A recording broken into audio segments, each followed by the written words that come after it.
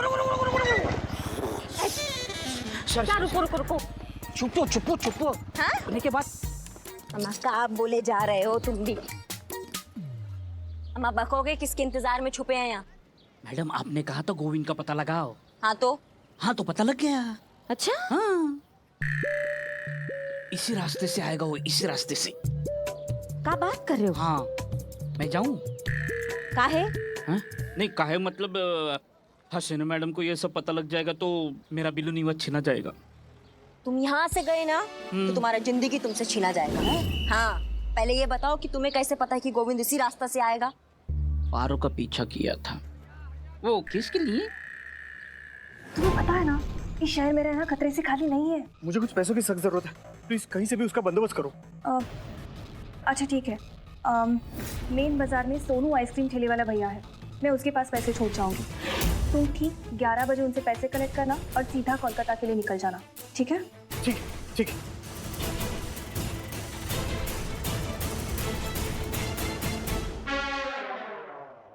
Billu the spy. Madam मेरे ख्याल से हसीना मैडम को बुला लेना चाहिए। काहे? काहे काहे मतलब काहे?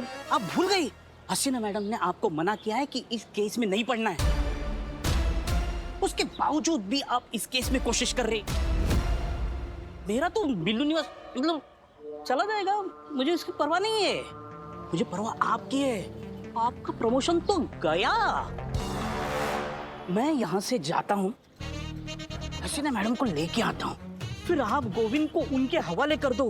गोविंद को देख के हसीना मैडम वाह, आप केस पे ना होते हुए भी उनकी मदद कर रही है। आपका प्रमोशन पक्का। चाबी लाओ चाबी यहाँ लाओ। टोपा लिखा है क्या? नहीं ज्यादा टोपागिरी मत करो। हसीना मैडम यहाँ आएंगी, फिर अपने जज्बातों की आइडियोलॉजी की टांग अड़ाकर हमारे किए धरे पर पानी फेर देंगी, और ऐसा हम होने नहीं देंगे, समझ गए? प्रमोशन जब ये केस सॉल्व होगा ना तो अपने आप प्रमोशन के लेटर पे साइन हो जाएगा। ये केस हमारा है। एक और सवाल? ना। बक बक बक बक। नहीं उस गोविंद के खिलाफ हमारे पास कोई सबूत नहीं है, तो किस जुर्म में पकड़ेंगे उसको? बेटा बिल्लू तुम किस दिन काम आओगे बे? तुम लाके दोगे हमें सबूत। हम कैसे ला के देंगे? जैसे ही गोविंद आएगा ना तुम उससे जाके टकराओगे। मैं लड़की को छेड़ू? तुम आगे का बात सुनोगे? हाँ हाँ सुनाओ। और जैसे ही टकराओगे ना उसके जेब में पर्स डाल दोगे। अरे मेरा काम तो निकलवाना है। तो इस बार डालना है। बहुत मुश्किल है। कुछ बोले बे? नहीं नहीं। फिर जैसे ही तुम उसके जेब में पर्स डालोगे तो तुम जोर जोर से चिल्लाओगे, जोर जोर जोर जोर चोर चोर चोर चोर चोर। सब कुछ मुझे ही करना है, आप कुछ करोगी? हम आएंगे वहाँ पे, और जब आएंगे तो उसे चोरी के इल्जाम में गिरफ्तार करेंगे, समझ गए? ठीक है जाते हैं। गोविंद आया गोविंद आया गोविंद आया। तो मत जाओ ना। जाते हैं। पर्स कौन लेके जाएगा? तुम्हारी तो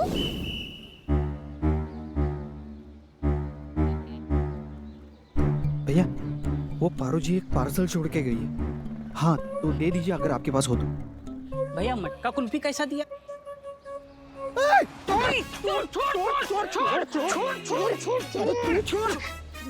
ये मेरा जेब है, छोड़। तो मेरा जेब किधर है? मेरा जेब इधर है।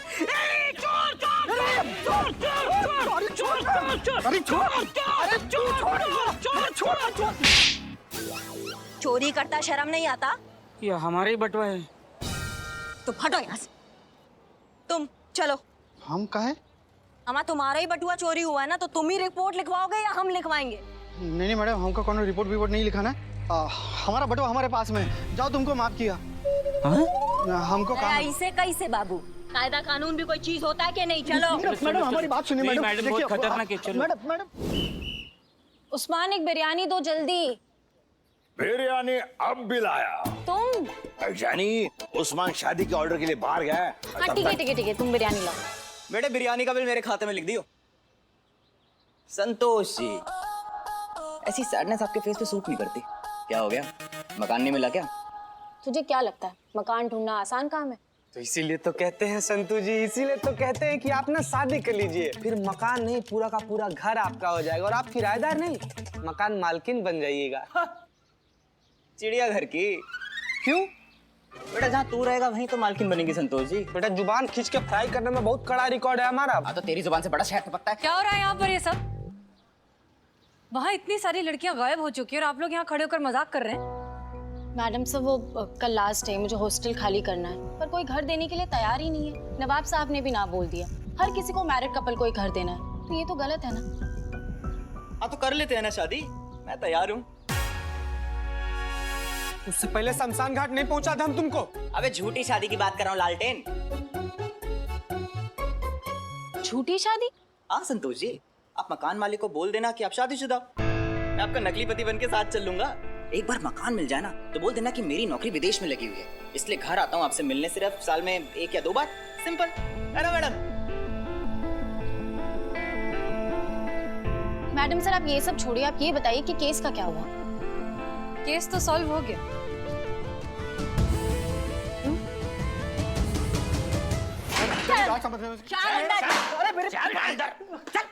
करिश्मा सिंह कौन है ये? मैडम सर ये गोविंद है, अब यही बताएगा कि आपको कि असली चक्कर क्या है और ये जो 4-5 बीवी है इनका क्या चक्कर चल रहा है, बताओ। 1 मिनट, करिश्मा सिंह आपको ये सब करने की परमिशन किसने दी? मैडम सर मैं तो रास्ते से जा रहा था, भेलपुरी खा रहा था, आपके लिए पैक करके ला रहा था, इन्होंने बुलाया तो मैं क्या करूं? मुझे तो कुछ मालूम भी नहीं, मैं तो इनोसेंट हूँ। झूठा। हम आपसे कुछ पूछ रहे हैं। मैडम सर आप परमिशन का छोड़िए, हम इसको यहाँ उठा कर ले आए हैं, केस सॉल्व हो गया है। ये दुबई में कभी रहता ही नहीं था और पारो उसको पता था कि ये कहाँ छुपा बैठा है और ये भागने के फिराक में था। हम उसको यहाँ, तुम नहीं मानोगे ना, ऐसे घंटा आप मारेंगे ना कि मुंह से कोई बात निकलेगी। दरोगा जी देखे तो बहुत तुमसा ना देखा, समझे? बताओ। मैडम समझाइए इनको, मैंने कुछ नहीं किया, मैं बेगुनाह हूं, मैं बेकसूर हूं। अरे वो पारो और बाकी की सारी लड़कियां तो मेरी बहन जैसी है। बहन? मैं सच कह रहा हूँ मैडम जी, प्लीज। अच्छा हम आज तक हमने इतने बेशर्म और गिरे हुए इंसान देखे, मगर तुम्हारे जितना कमीना इंसान नहीं देखा। जब अपनी पराह बनी तो अपनी सारी बीवियों को बहन बना लिया। जी अरे मैं सच कह रहा हूँ अम्मा जी। मेरा मतलब है, क्या नाम है इनका? मैं सच कह रहा हूँ, मैं झूठ नहीं बोल रहा हूँ, मैं बेगुनाह हूँ। मैडम प्लीज आप लोग समझने की कोशिश कीजिए। अम्मा तुम ना बहुत मोटा चमड़ी हो, तुम ऐसा नहीं मानोगे। रुको तुम्हारी तो। रुकिए करिश्मा सिंह, ये सच कह रहा है। गोविंद और पारो हस्बैंड एंड वाइफ नहीं है। इनफैक्ट गोविंद किसी का भी पति नहीं है, ही इज अनमैरिड। ये आप क्या कह रही हैं मैडम सर? जी तुम्हारा सच है, तुम ही बताओ। मैडम बिल्कुल सही कह रही है, मेरा असली नाम गोपाल है। ये देखिए, ये मेरा कार्ड है। वाओ। चल। कुछ साल पहले मैं ड्रामा थिएटर में काम किया करता था, पैसों की हमेशा किल्लत रहती थी, कमाई तो बिल्कुल भी नहीं थी, तो मजबूरन मुझे 4 पैसे कमाने के लिए स्टेट एजेंट बनना पड़ा। तो मैं किराए पे लोगों को घर दिलाने लगा, तभी मुझे पता चला कि सिंगल लड़की को कोई भी भाड़े पे घर देने के लिए तैयार नहीं,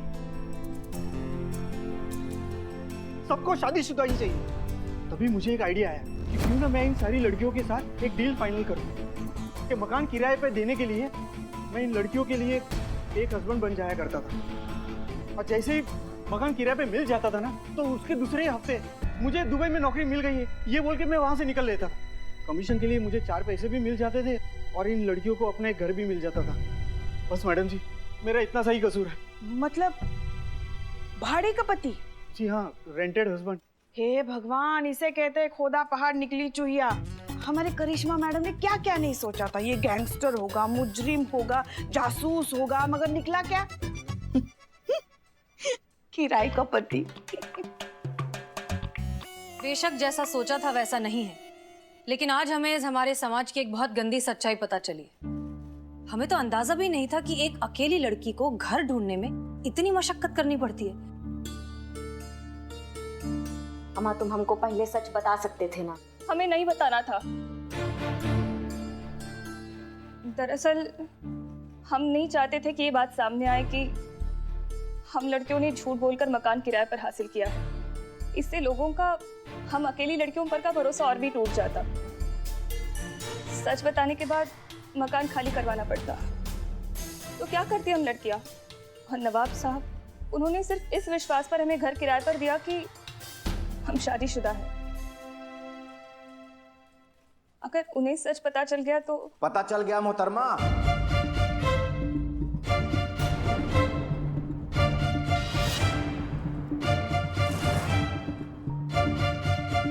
इतना बड़ा विश्वासघात।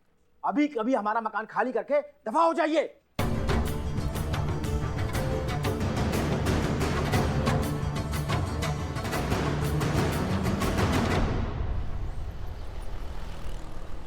कहिए, क्या कहना बाकी रह गया है? हम आपसे ये जानना चाहते हैं कि ऐसी क्या बात है जिस कारण आप किसी भी कुंवारी या अकेली लड़की को घर किराए पर नहीं दे सकते? इन लड़कियों को किराए में मकान देने का मतलब है कि जिंदगी जहन्नुम। ऐसा क्या कर देती हैं? मैडम जी, एक हो तो बताऊं। लेट ये आती हैं, हंगामा ये करती हैं, बॉयफ्रेंड ये लेके आती हैं, बात बात पे जो है तमाशा करती हैं, शोर शराबा करती हैं, संगूफे ये छोड़ती हैं, पार्टी करती, हंगामा करती हैं। अरे मैं क्या, कोई और भी अकेली गैर शादीशुदा लड़की के ऊपर यकीन नहीं करेगा? बेलगाम होती हैं ऐसी लड़कियां। हम तुम्हारी मैया की सासू मैया ऐसा कंटाप मार के खोपड़ी चटकाएंगे ना तुम्हारा कि यहाँ जमीन पे ना उल्टे कॉकरोच की तरह फड़फड़ा रहे होगे। करिश्मा सिंह। हाँ पता है मैडम से। नवाब साहब, आप हमारी बात शांति से सुनिए। नहीं सुनना है, इनसे कह दीजिए कि मेरा मकान खाली करके चली जाए, बस। वो तो हो नहीं सकता। हा? और कानून अब ऐसा कर नहीं सकते। किराएदार को घर से निकालने से पहले 1 महीने का नोटिस देना पड़ता है, एक कानूनन रीजन के साथ। उसके बाद भी किराएदार चाहे तो लोकल सेशन कोर्ट में अर्जी देकर वक्त मांग सकता है। फिर ये मामला जाएगा कोर्ट में और फिर कोर्ट तय करेगी कि किराएदार को निकालना है या नहीं। और इतना तो जिंदगी तुम्हारे पास बचा भी नहीं है। मोहतरमा, आप हमें कानून समझा रही हैं। जितनी तो आपकी उम्र नहीं होगी ना, उससे ज्यादा इल्जाम लेके हम घूमते रहते हैं। और आप भूल रही हैं तो हम आपको याद दिला दे, जहाँ पे आप खड़ी हैं ना, ये पूरी मिल्कियत के मालिक हम हैं, जिसका कि पिछले 8 महीने से हमें किराया नहीं मिला है। देखिए, हमारे मामले में आपने अगर दखलंदाजी की तो हम ये भूल जाएंगे कि कभी हमने इस थाने से दिल लगाया था।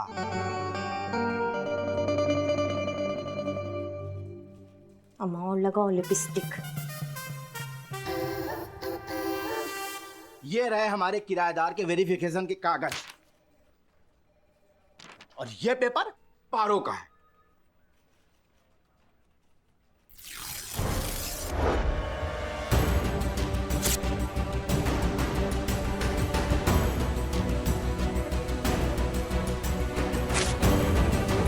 और इससे कहिए कि हमारा मकान खाली कर दे।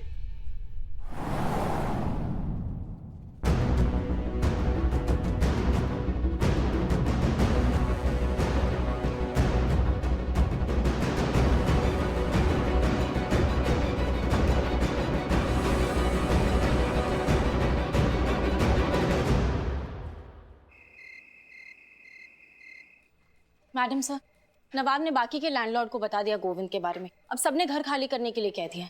अम्मा, बाप का राज है क्या? कानून होता है कि नहीं होता है? इसका तो प्रमोशन चाहिए या नहीं?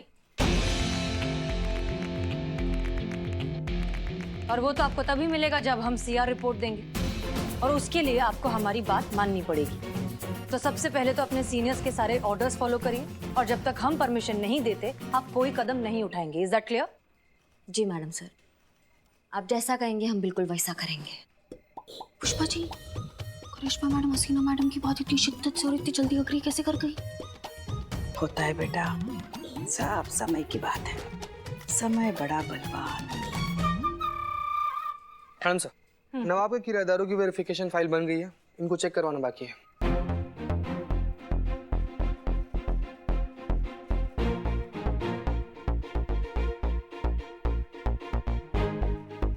आप ये केस सॉल्व करना चाहेंगे? करना तो चाहेंगे मैडम सर। तो फिर नवाब के सारे किराएदारों का वेरिफिकेशन चेक करिए। हम समझे नहीं। समझाते हैं।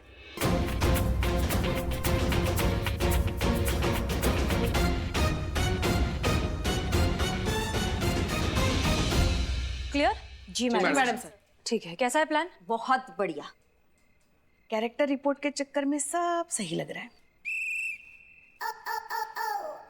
हमको मैडम सर का प्लान वाकई में बहुत गजब का लगा है, और अगर ये प्लान सफल हो गया ना तो सारे झमेले अपने आप दूर हो जाएंगे। दम है मैडम सर, इसमें बहुत दम है। वो तो है।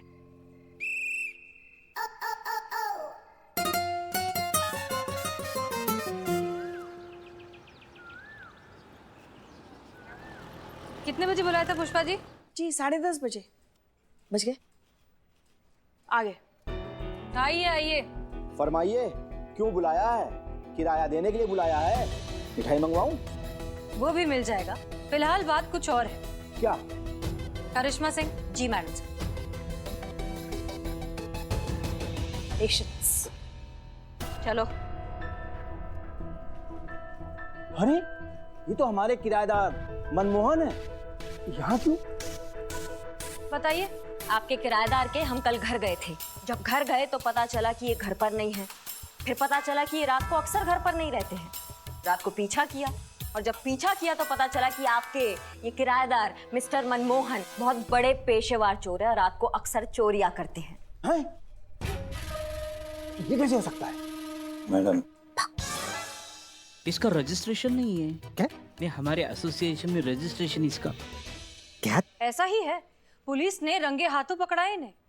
रुकिए रुकिए, अभी आपके किराएदारों के कारनामों की लिस्ट बहुत लंबी है। चीता। जी मैडम सर।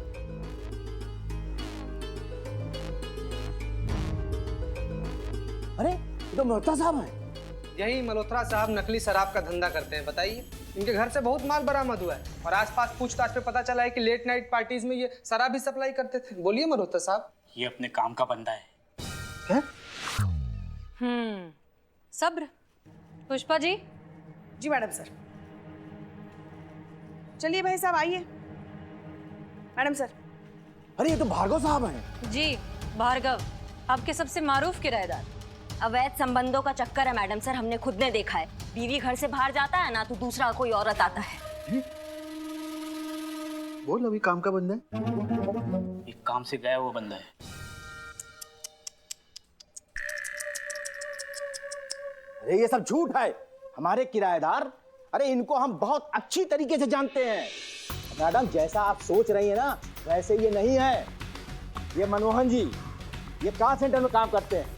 ये मल्होत्रा साहब हैं और इनके मौसा जी के पास शराब बिक्री करने का लाइसेंस है, जिसके वजह से उनको शराब कम दामों में मिलती है। इसी वजह से उनके यार दोस्तों से खरीदते हैं। और ये भार्गव साहब, इनकी बीवी बाहर काम करने के लिए जाती है और उसी वक्त वो काम करने वाली घर में आती है। बस इत्तेफाक की बात है ये। और सुनिए मैडम जी, हमारे जो किराएदार है ना ये बहुत इज्जतदार और शरीफ हैं। अरे गलती इनकी नहीं है, गलती आपके सोच और आपके नजरिए की है।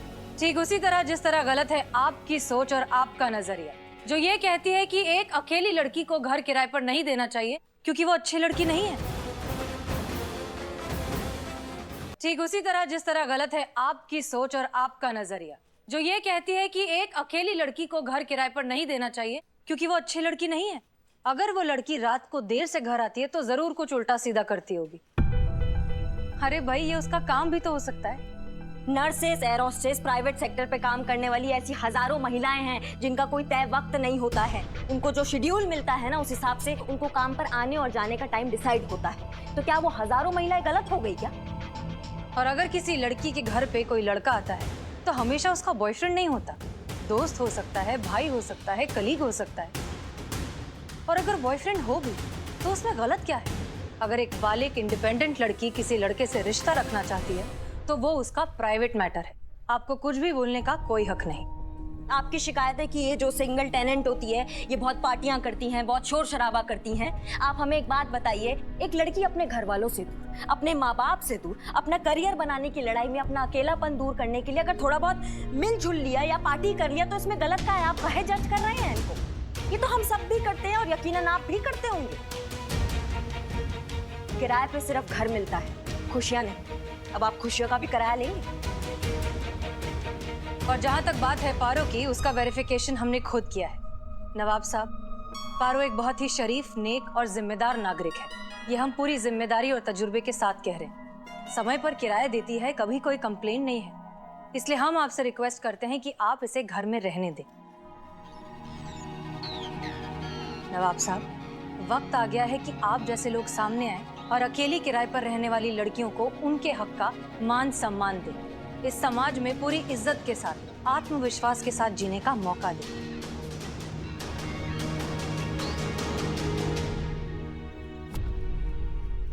नवाब साहब जी। ऐसे नेक काम की शुरुआत आप जैसे प्रतिष्ठित, इज्जतदार बुजुर्ग नहीं करेंगे तो फिर और कौन करेगा, बताइए हमको।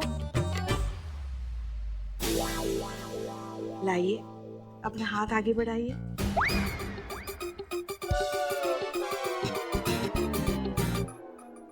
जी। और इसे दुआ दीजिए कि ये अपने जीवन में आगे बढ़े, खुश रहे।